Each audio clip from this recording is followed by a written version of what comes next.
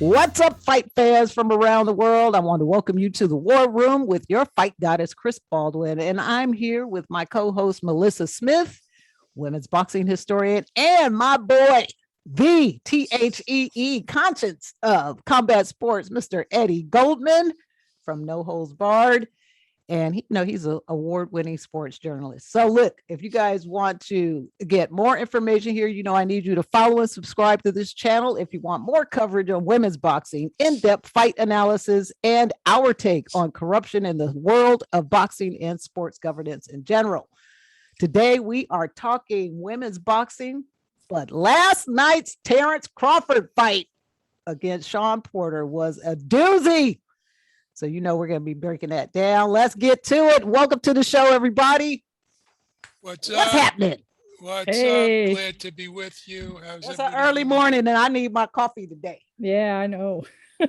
My coffee is not even that early in New York. That's right. That Terrence, let's start with you, Eddie. I mean, I thought Shawn Porter, first of all, big. I just want to say I've watched Shawn Porter develop from an amateur when his dad was carting them around in their little Jaguar, right? They had a little car. They were driving from place to place. He was training out a wild card. He would come there, train, then leave and go to an amateur fight. And they were just on the road. I could see what his dad was doing. His dad will have Shawn sparring in the ring. And do you know his dad would jump in the middle of that ring in the middle of a sparring session and tell Shawn, no, he would get him on the right path. But even though Freddie was Shawn's coach at the time. So it is incredible to see Shawn Porter come from this guy who was a football player. His dad coached him the whole time, and they've done an incredible job. So I'm proud of Shawn Porter. He's from Cleveland, Ohio, I think, or Akron, Ohio. He's from Ohio. So he's a hometown champion. In my eyes, he's a champion. Good job last night. But what do you guys think about that fight? Eddie, let's start with you. Well, it obviously was at the very end, perhaps the end of Shawn Porter's career, because from the post-fight comments and the post-fight press conference, it was pretty clear that he was determined to retire after the fight, regardless of the outcome. And of course, Terence Crawford was a big favorite. It's not a shock or a surprise that he won the fight, but he was the first fighter to actually stop Shawn Porter, not the first fighter to knock him down, but the first fighter to stop him, although he had lost a few times to top level fighters before. And he's 34. Boxing retirements are often quite temporary, but we don't know if he's going to come back. And Kenny Porter seemed to indicate there were problems in the training camp. And the way Shawn Porter fights as a swarmer, always coming forward, throwing a lot, taking a lot of punches.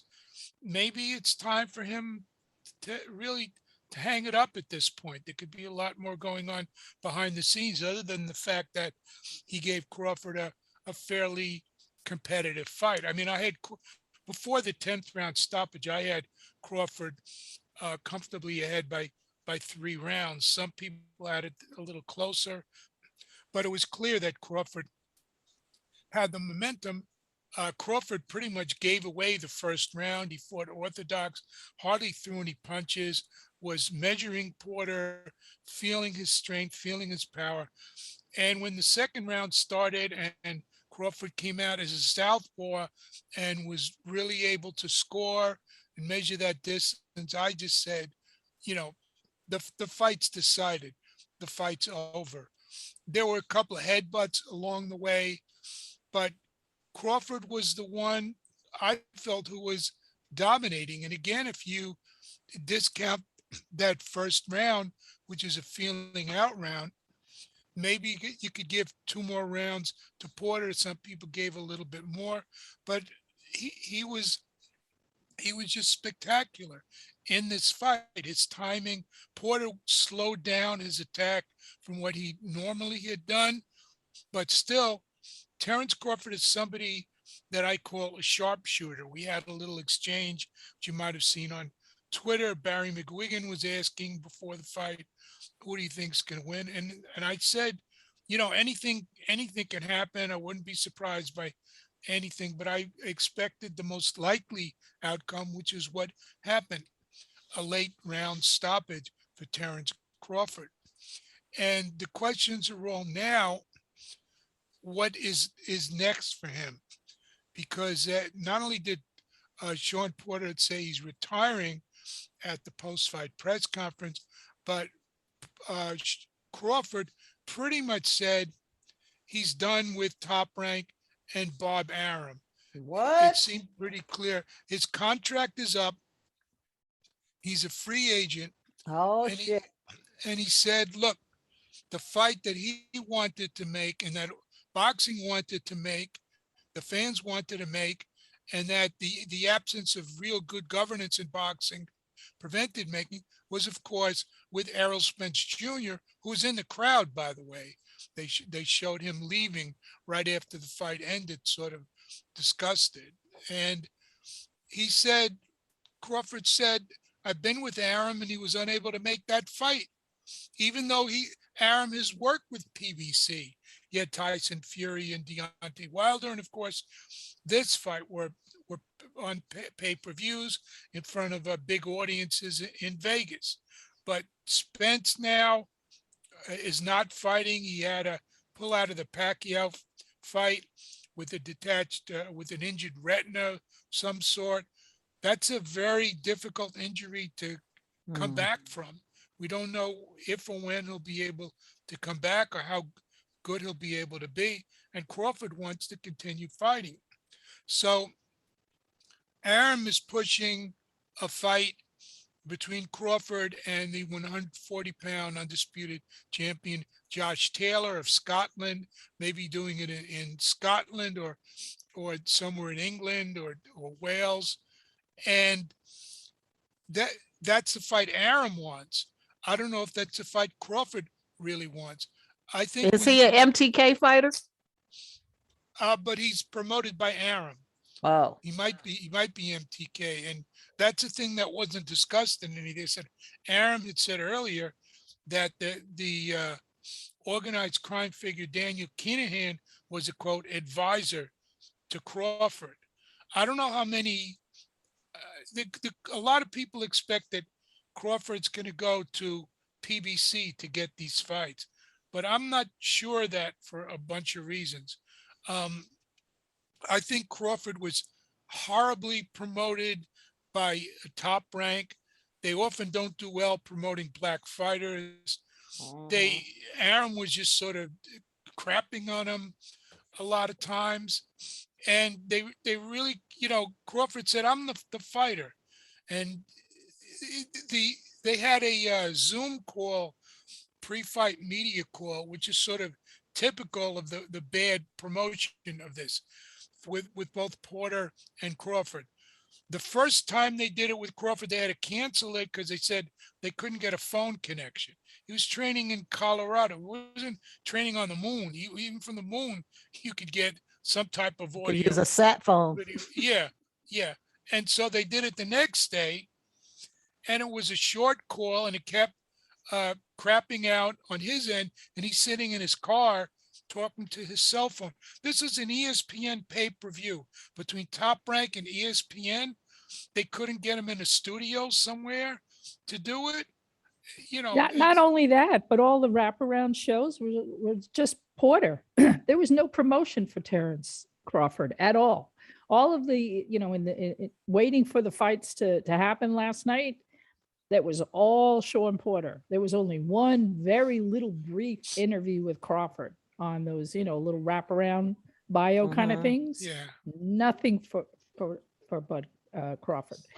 Absolutely nothing. And the thing that he said to Arum is, listen, I left him. He couldn't get it for me when I was with him. What makes him think he can get it from me now in terms of the Spence fight? So I think he's really done. But in terms of the MTK angle, Crawford is not listed on the website as a fighter from him or Spence, but there was that talk of MTK being the advisor. So we'll have to see how this all plays out over time. But you know, he's going to go home, nurse his little cut from getting headbutt, Right. and then he's going to figure this all out. But he's in the catbird seat. You know, he did what he had to do. He's a bad man. He is a bad man. He could do what, in a sense, what Canelo did, and Exactly. pick and choose who he's going to fight. He could be his own promoter and not get an exclusive deal with one of these other companies, although PBC claims it's not a promoter. You know, Well, we'll see, in but essence, he they even are. has it. You know, his own promotion company was one of the promoters, right? Last night it was Terence. Yeah. What is it? TBC. I mean, that was all over the ring. It was all over being announced. So he already has his own company, and he's ready to go. So we'll see where all this goes. Yeah. Yeah. Well, the other thing I just want to add about PBC, you know, a couple of years ago, Crawford re-upped with Top Rank. Maybe at that time it would have made more sense to go with PBC when Spence was fighting regularly, when Porter was doing better, and when Thurman was more active. Now Spence and Thurman, when are they going to fight next? Porter is retiring. There's always somebody else around, you know, some up and coming fighters, but he could work with them on a case by case basis, just like Canelo has been doing in terms of broadcasting and promoting on a case by case basis. And maybe they could get him some promotional deals. There's just a lot of things, you know, Aaron made such a big deal about ESPN dealing with him and how great they are and all that. There was an article a couple of years ago by Mark Kriegel, and the whole theme of the article is that Terence Crawford is this mean guy. He's mean in the ring. It's almost like a WWE kind of angle. And a lot of it was just rubbish because sure, he's mean in the ring. It's boxing, but outside of the ring, you can't really say that about him. There are many different sides to him, including being a father. And he has two of his young sons going to all these wrestling tournaments and piling up trophies. And I believe Crawford had some wrestling background on his own. So there could even be a connection with the wrestling community in the US, which has not been made.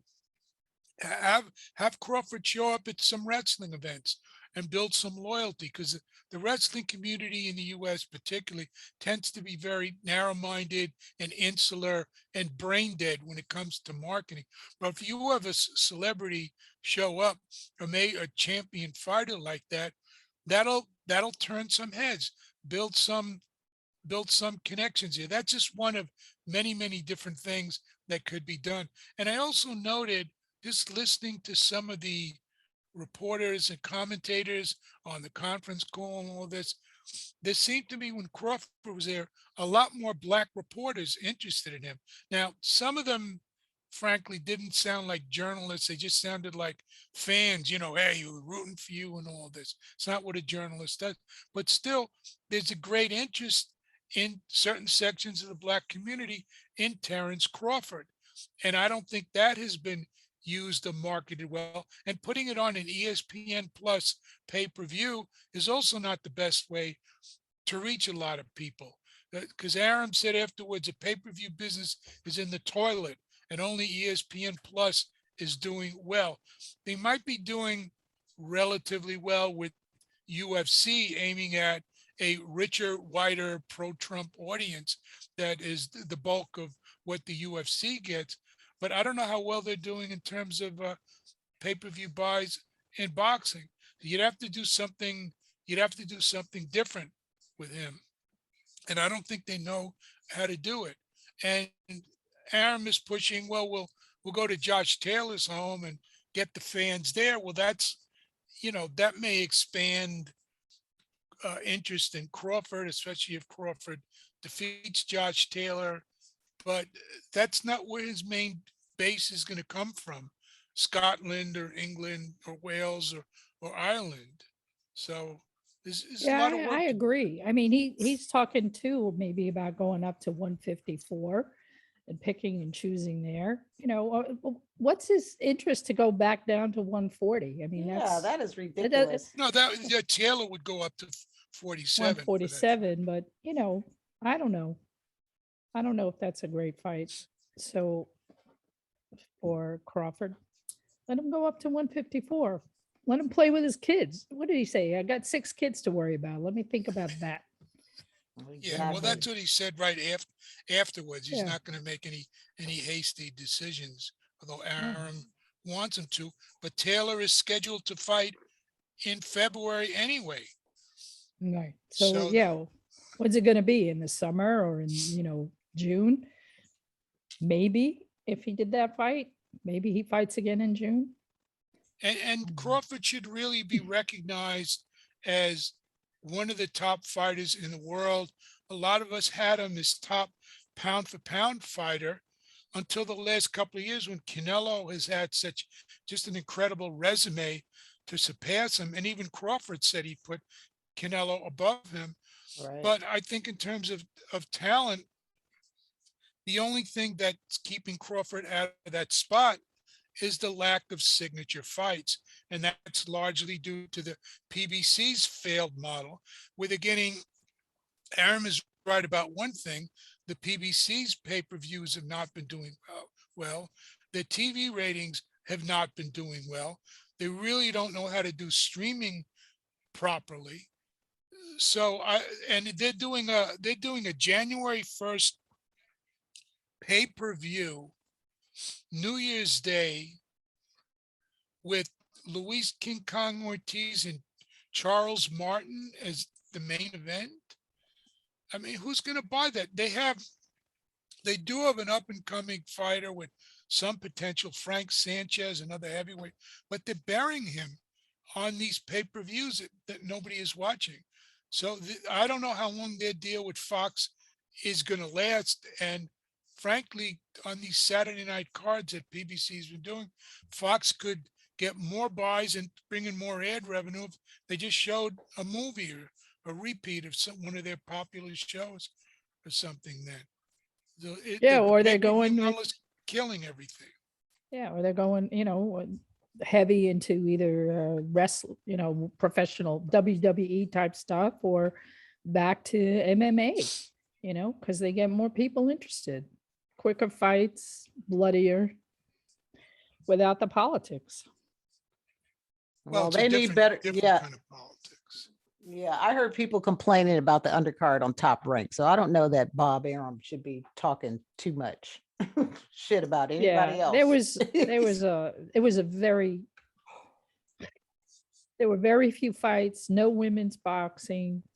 Right. There was really nothing. It took a long time. You're just sitting there. Here's a fight. Here's a repeat of the same stuff with Shawn Porter and his father talking about how he's going to break down Bud Crawford, and then back to the next promo, and then listening to Max Kellerman, please, screaming in my ear. All right.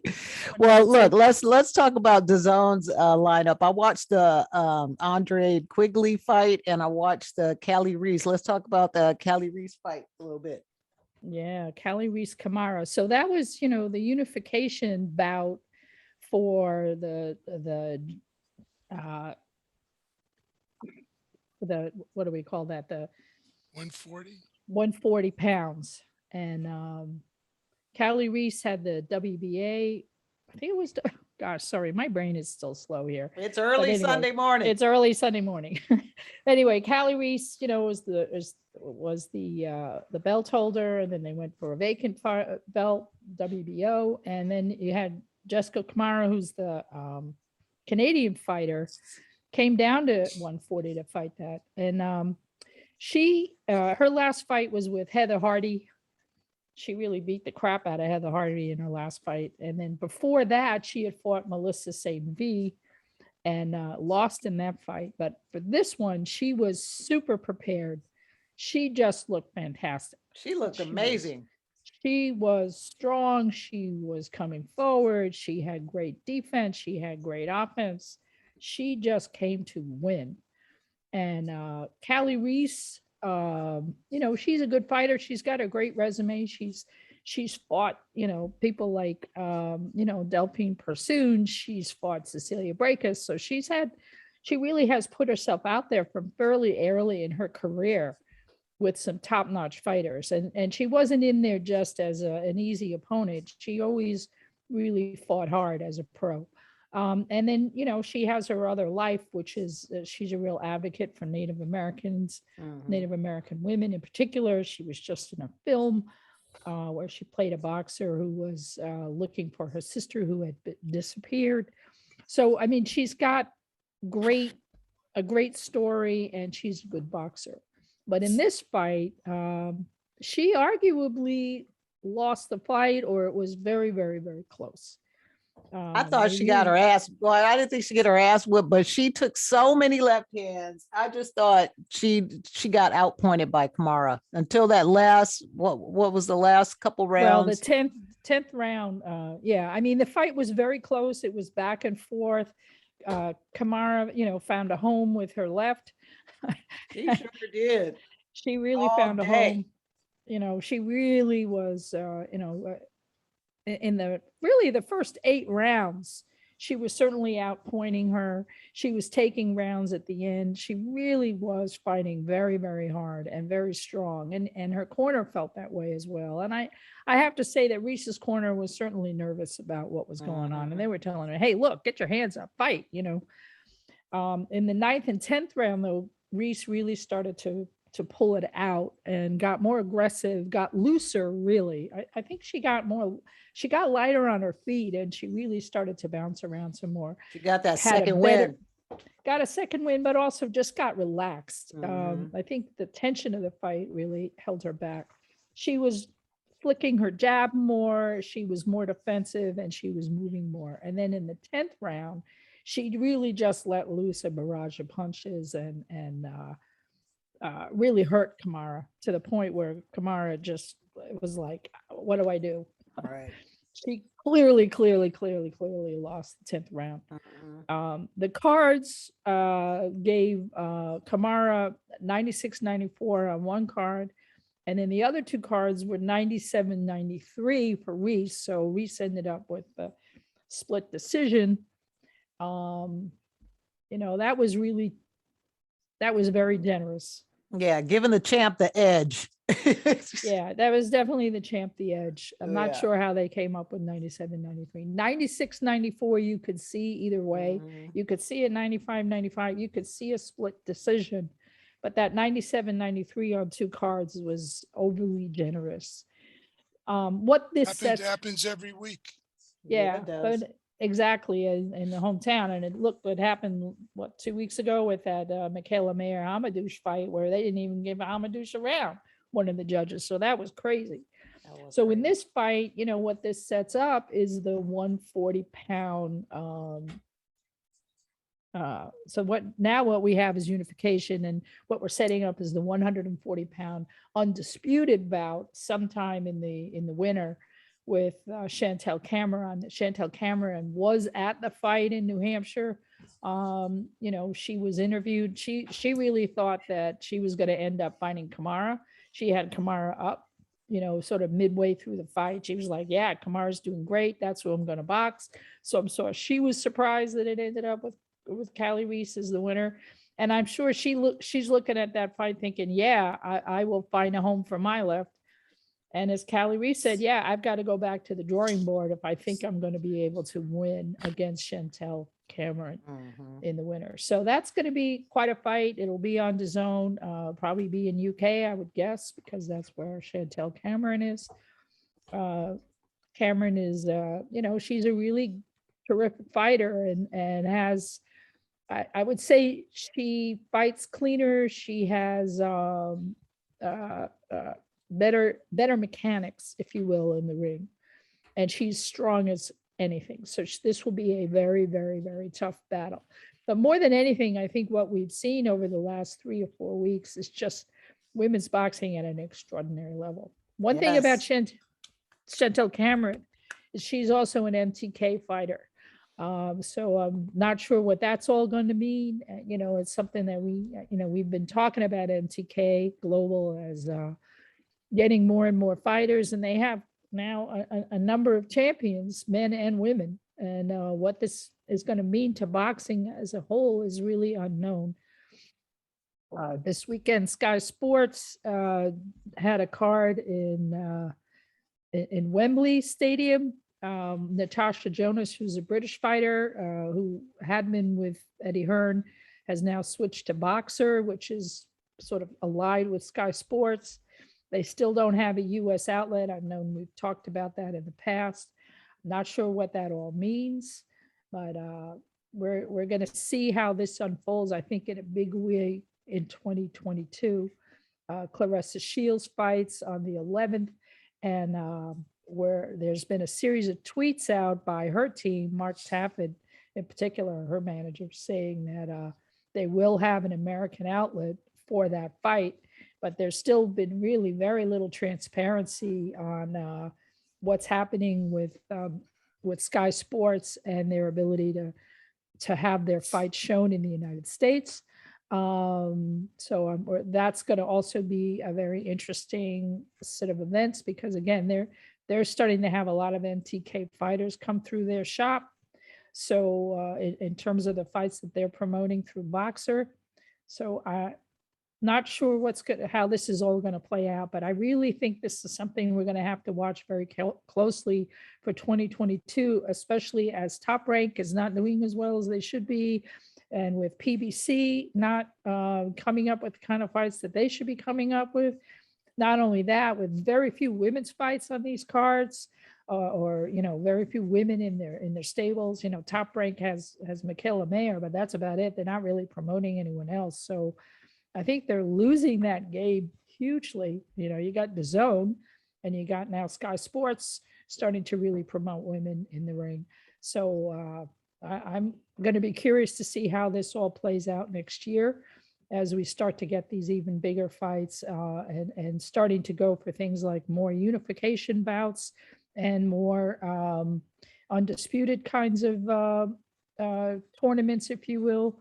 And the other thing about MTK is not only are they in UK, but they also have French fighters too, Right. and other Europeans. And they may start gobbling up some of the Argentine and Mexican fighters too. So we got to see where all this is going to go. Yeah, I saw a photo with Alicia Baumgartner sitting with Eddie Hearn. Who's her promoter right now? Alicia. She's promoted by Lou DiBella.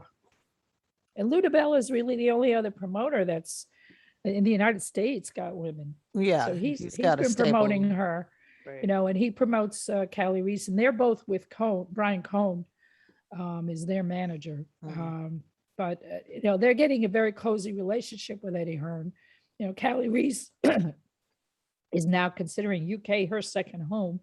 So she's really That's where the comfortable money there. is. They should.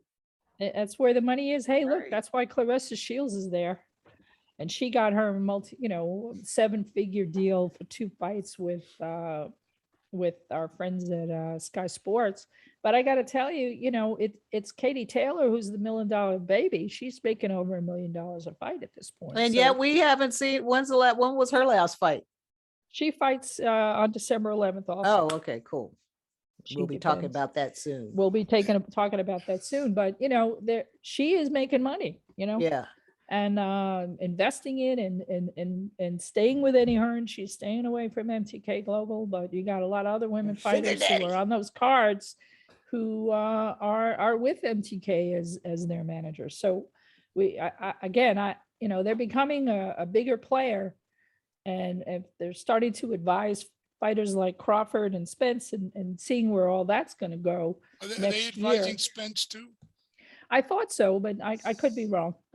I'm not sure if they have with PBC, any of the PBC fighters, because their You may be advisor correct. is Heyman. But you could also look at this as a complete failure of these quasi leagues that have been set up semi-exclusively in boxing, where it's so hard to get, where it's monumental when you get cooperation between, say, Top Rank and PBC, or it's somebody else like this. And the other thing is that there's no reason to think that always the United States is going to remain the main money place in the world for boxing, because MTK, what I gather is that a lot of MTK affiliated types, smaller promoters, are working with Richard Schaefer's Pro Bellum, and they're linking up with all these promoters around the world. And I don't know if they're going to get much of a TV deal. We'll see if they're able to do something there. But it looks like they're trying to create some alternative to the existing quasi leagues.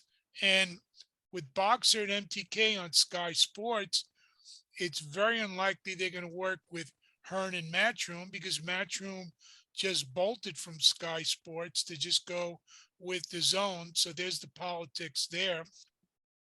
And everybody seems to be piling up against Eddie Hearn and Matchroom these days, although he does work with other promoters when they think they could make some money off of this. The money might be moving out of the United States, because the Zone is getting, Eddie Hearn pretty much hinted they're getting what? The same amount of people watching their fights as watch Showtime.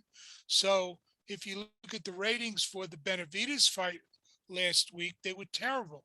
Around approximately 250,000 people for the main event, and that included the replay of the Canelo Plant fight. So if they're getting 250, 300,000, that's just the absolute hardcore boxing fans. It's just making more. It's a niche of a niche type sport. And of course, HBO long ago left boxing. Showtime is not really replaced it in terms of drawing in the big numbers. ESPN has moved a lot of the fights to either pay-per-view or ESPN Plus. When they're on regular over the air, or cable rather, ESPN, they tend to do a little bit better, but it's nothing really spectacular. And as we said, the PBC on Fox is drawing dismal numbers. So the whole thing is in slow motion, declining and disintegrating. And maybe in the UK and in the rest of Europe, there's more of an opening there for this to develop, in France and Germany. But they got a lot of work to do, because they're way behind. The amount of sports that they're on TV is incredible, and you can watch pretty much any major sport in the world, anywhere in the world. And I'm not talking about finding a pirate stream or something. There's some network picking it up if you're willing to pay for it. So you're going up against an incredibly crowded environment, and their attitude to the media always has been to snuff out any independent boxing media, to buy up people, and to just support shills with just a few exceptions. So you're not seeing the kind of building of interest in these fights. The discussion we had about Crawford is just one major example. And Clarissa Shields having a fight in the UK is another perfect example of all this. I just don't see it heading in a good direction, while at the same time, sports rights, the amount of money going into that goes up and up and up, but it's going more to the what are now the major sports. Even seeing more money in the United States being paid out for European football, for the Premier League, and then for boxing. NBC just came up with a ton of money for that. And they don't really show much. I don't think they show any boxing anymore. And they're part of Comcast, which runs Sky. They invested in the boxing in the UK because they feel there's a market there, and it gets much more coverage in the media. If you just look at the UK media, boxing coverage is all over the UK media, from the cheap tabloids to the more sophisticated sites and newspapers like the Guardian and the Times, and the Telegraph. They all have, and others. They all have boxing. You don't see that in the United States. New York Times in this country sends their football writer to cover boxing, who clearly doesn't really understand a whole lot of it. Right. So Yeah, and when the outlets do cover it, it's Josh Paul. Look, New Yorker had a piece on the Josh Paul 2 weeks ago. I mean, You got David Remick, who wrote a biography of Muhammad Ali, but that's the best they can come up with is Josh Paul to talk about boxing. So yeah, there really is a crash and burn of the sport. And there's, like Bob Arum, he's 90 years old. Okay, I'm glad he's around and kicking and in health. But, he should retire. Top Rank is on an older model, and it's not coming up with it. And it's great that they're promoting Michaela Mayer, and they had her on the ESPN on the undercard prelim shows. That was really nice to give her some exposure. They actually mentioned that she's a unified champion, but there's still a little bit of a wink and a laugh. So what's going on here? And PBC, they just do not have women. And I really think it's a fatal mistake to close that off in this country, because it's making money overseas. It's making money in Mexico. It's making money in Argentina. It's making money in Europe. And if you look at MT Clay Global, they have all of their women are champions. They have Dina Thorsman, who just won another championship. They have Chantelle Cameron. Natasha Jonas is going to get a title shot soon.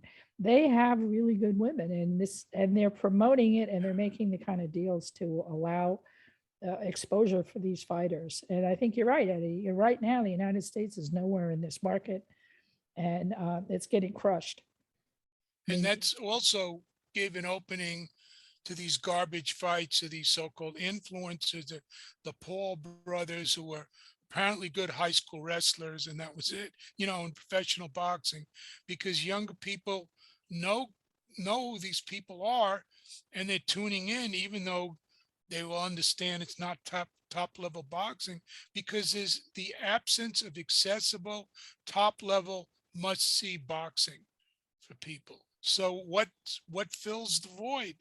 50-year-old fighters who were retired for many years fighting each other, MMA versus boxing, the triad combat, pillow fights, pillow fights. You have the professional pillow fighting organization now is starting. You have everything because people want to see fights. So they're going after every little demographic and niche that they could find, because boxing, and of course the pro-Trump UFC and other MMA organizations are going after that, because boxing is not living up to its expectations.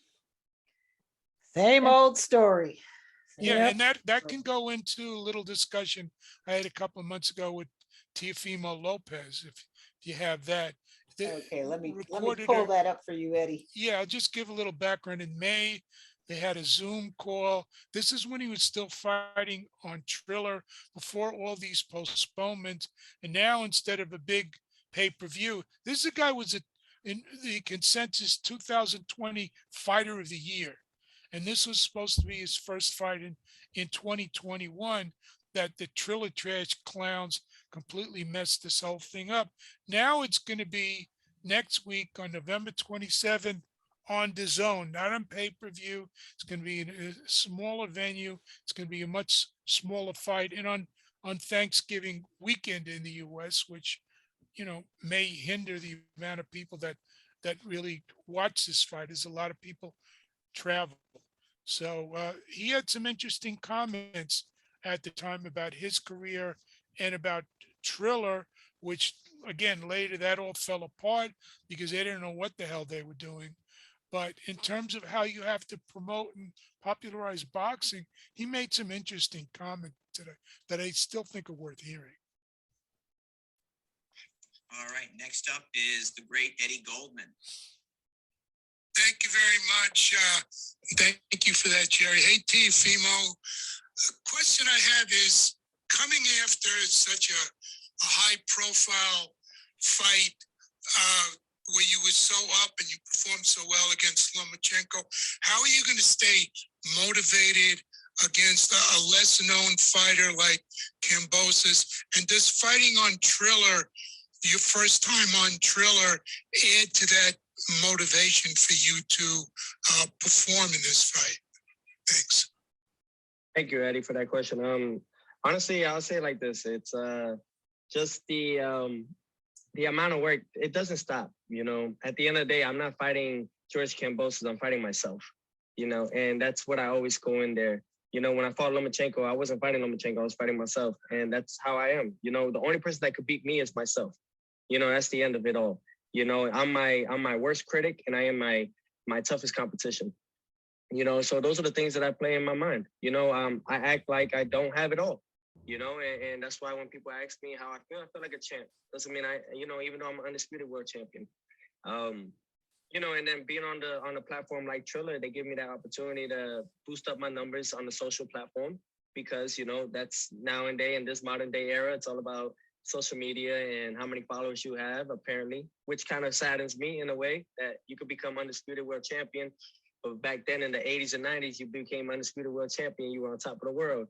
Now it's a different stage, you know? So it's all about just catching up on the numbers as well on the social platform, and just putting myself out there even more. You know, I think that I finally bursted out into that bubble of, you know, this right here, this fight for me is bigger than the Lomachenko fight. And why I say that is because it puts me in a position now, my first pay-per-view fight, but in the numbers that we are going to generate from, at only 23 years young, 16 fights in, just the whole way I look at it is the outcome of it all. It could put me from superstar to mega superstar, and become that it could bring me into that 9-figure status eventually. If those things take time, and I know that, but I know what it is, you know, and I know what to bring for the fans and for everybody. I know what they want to see. You know, when you see Teofimo, you never know what's going to happen. People want to see it. At the end of the day, people could talk about what they want to say and how they feel about me, but I go out there and I get the job done every time. All right, thank you. Good luck in the fight. Thank you. And that was Teofimo Lopez, an interview from a few months ago. And of course, when he said the only thing that could defeat him was himself, the fight had to be postponed when he got COVID. I don't know whose fault that was, but he has to Himself. take some responsibility for that. And then there were all the other postponements because Triller didn't know what they were doing, and we've been over that. That Right. They seem to be out of doing major, real professional fights in boxing at this time. So now he's still fighting Kambosos, and it's going to be on DAZN.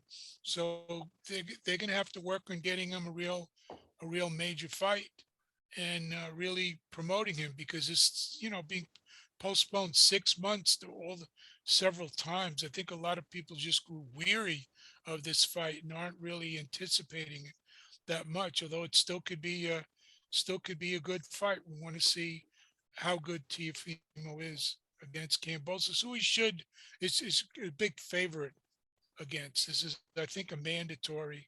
So we'll see how he does. Well, we'll see, and it's going to be live, you know, from MSG at the Hulu Theater. So that's something too, that, you know, boxing is back in New York, and we'll see how many people are actually able to come to the show in the stands, and whether it's a sold out show or not. The fact that it's on DAZN in the US, you know, hopefully that, because of how high profile this is, hopefully that'll drive some numbers for them. But, you know, that remains a problem. As you said, you know, the number of folks who are actually watching these stream fights is still problematic here. Yep. Well, we will see. Best of luck to Teofimo Lopez. All right, Eddie, you got anything else you want to cover in boxing, baby? Yes, if they draft me to be in the pillow fighting championship, I don't know if I'll accept. I'll have to demand more money from that. But I think we pretty much covered a lot of the stuff that's going on. And tell everybody where they can find you. Right. On Twitter is the main place, at NHB News.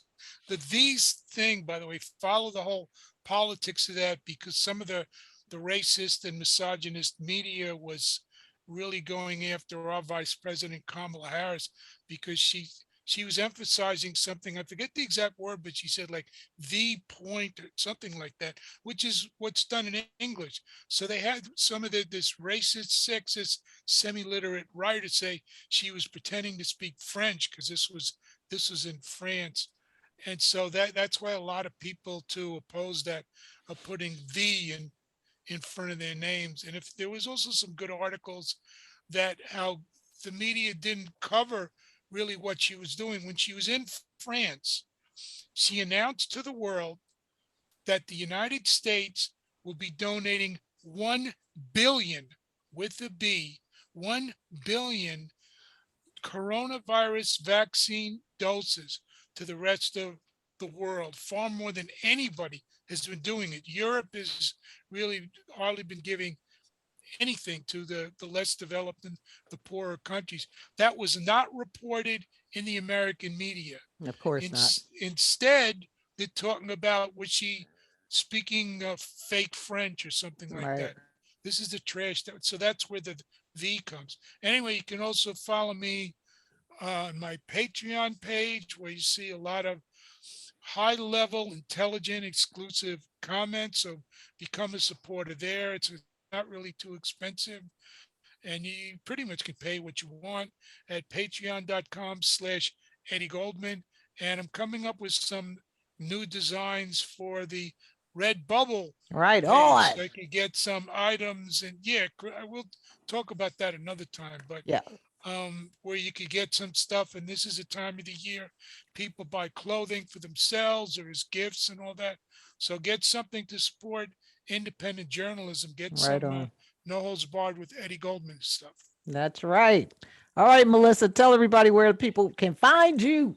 Well, they can find me at my website, girlboxing.org, with links to media that I'm in, and the WAAR Room, and my latest blog pieces and stuff Where like can they that. buy your book? Yeah, buy my book, please. It's Christmas, The History of Women's Boxing. There must be somebody out there who would love a little book for Yep. Christmas or Hanukkah or whatever you celebrate. And then you can find me on social media. I'm at Girl Boxing Now. The Queen. Shall I call myself that? THEE? That's right. Yes. The Girl Boxing. That's right. And so anyway, I'm just so happy to be here with my best friends here in boxing world, and happy to be able to communicate with all of you out there. Thank you. Right on. Well, you guys, that's all we have for you today. This is your Fight Goddess. You can find me on Instagram at La Fight Goddess and on Twitter at Angry Afro Radio. You can also check us out at online. We have a new website, WAARsports.com, WAAR sports.com. And that is it. You guys smash that like button, follow, and set your alarm so you can get a notification when we drop our next episode. We will see you next week. Peace, love, and push-ups.